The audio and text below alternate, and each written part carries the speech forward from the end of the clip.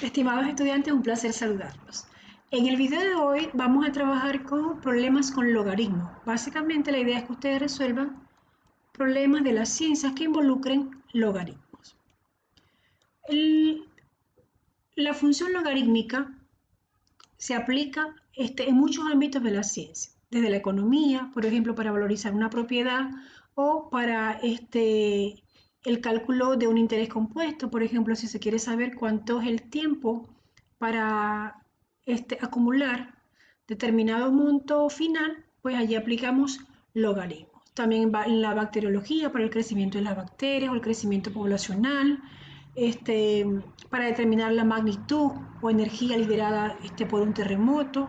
En la química también en el ejemplo de pH de una sustancia. Y en física también en la acústica, en lo referente al sonido. Son algunas de las aplicaciones de los logaritmos. Veamos tres ejemplos en el cual podemos aplicarlo. Por ejemplo, en la sismología o para determinar la magnitud o energía de un terremoto. El primer ejemplo o el primer problema dice así: la magnitud m de un terremoto se define mediante la fórmula, allí la tienen, logaritmo de donde es energía, es igual a 11,8 más 1,5 por m, donde m es la magnitud del terremoto en la escala de Richter, de 0 a 10. Y la energía se expresa en ergios. Así que veamos nuestra primera pregunta. ¿Qué magnitud tendrá un terremoto que libera 10 a la 16 ergios? Entonces, allí nos están dando, ¿qué dato tenemos allí? Ergio, que es la energía. Entonces, donde va la E, fíjate que vamos a sustituirlo por 10 a la 16. ¿Qué quiere decir esto? Que vamos a calcular la magnitud, vamos a despejar la letra M. Recuerda que el logaritmo, la idea de utilizar logaritmo en este caso es expresarlo como una potencia. Hay una propiedad del logaritmo que te dice que si la base es 10 y el argumento también, o sea, si la base y el argumento son iguales, el resultado es el exponente del argumento. Yo te invito a que con tu calculadora tomes cuánto es logaritmo en base a 10 de 10 elevado a la 16 y te vas a dar cuenta que es 16. También puedes hacerlo utilizando la definición de potencia. Luego, este 11,8 está, la idea es despejar la m y dejarla solita. Este 11,8 está sumando, pasa al otro lado de la igualdad con signo negativo. Y este 1,5 va a quedar está multiplicando, va a pasar a dividir. Al realizar la resta y luego al dividir, te da que la magnitud es 2,8, es decir, es básicamente muy leve la magnitud de ese terremoto.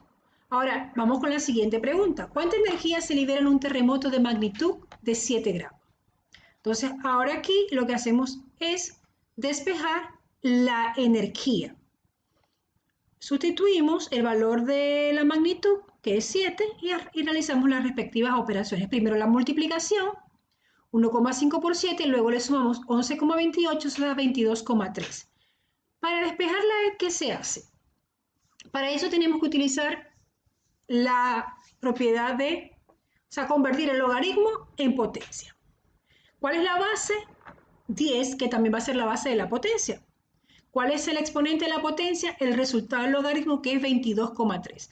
Así que la energía es igual a 10 elevado a la 22,3. Si tú sacas ese resultado con tu calculadora, te dice que la energía liberada es 1,995 por 10 a la 22. Es un número muy grande.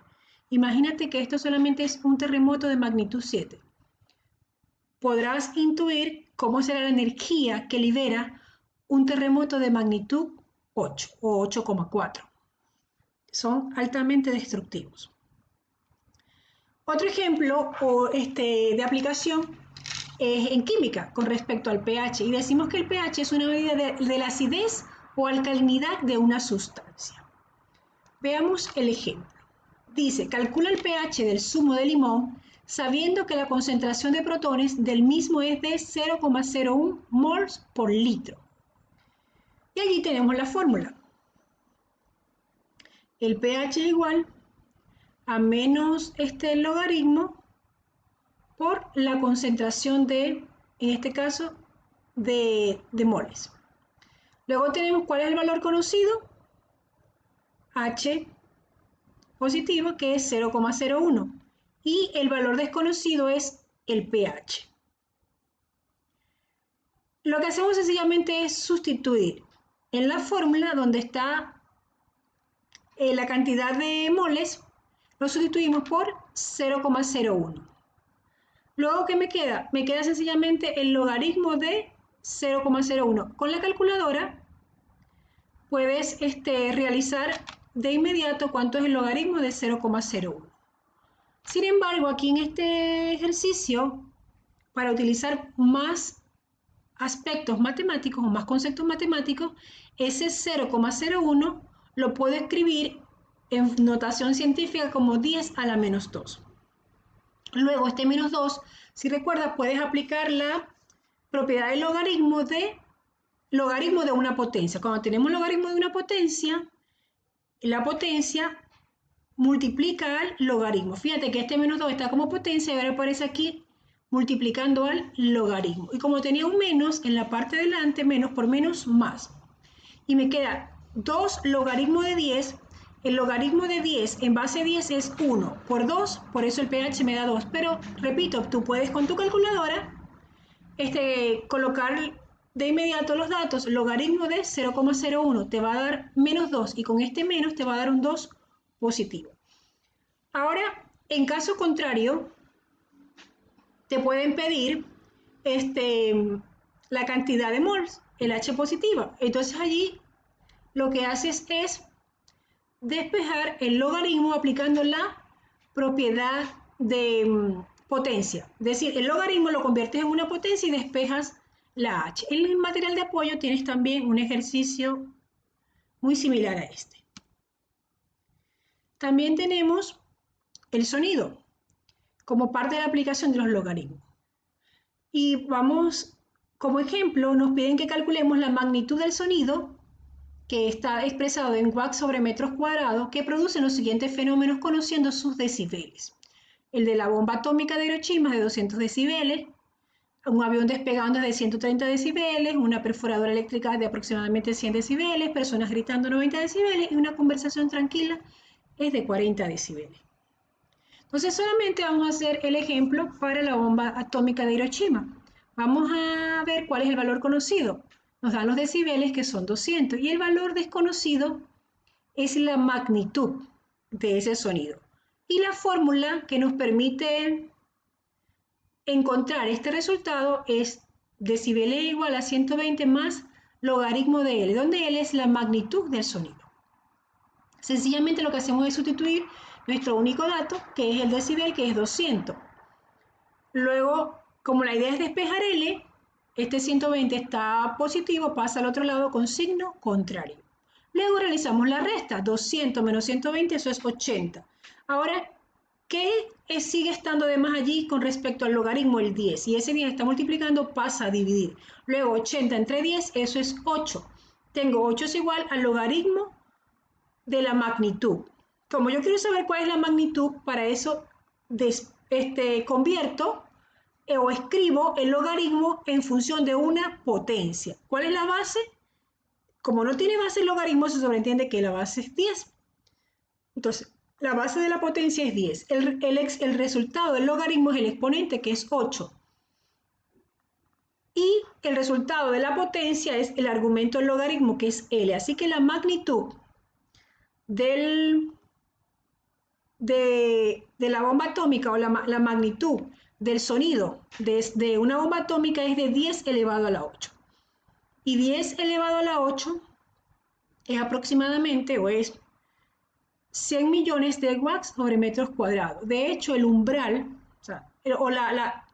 el sonido máximo que pueden soportar los seres humanos está entre 100 y 110 decibeles. Por encima de eso, pues puede causar daño a nuestros oídos. Entonces hay que tener mucho cuidado cuando las músicas son extremadamente elevadas o incluso los auriculares que utilizamos tienen a veces un volumen excesivo.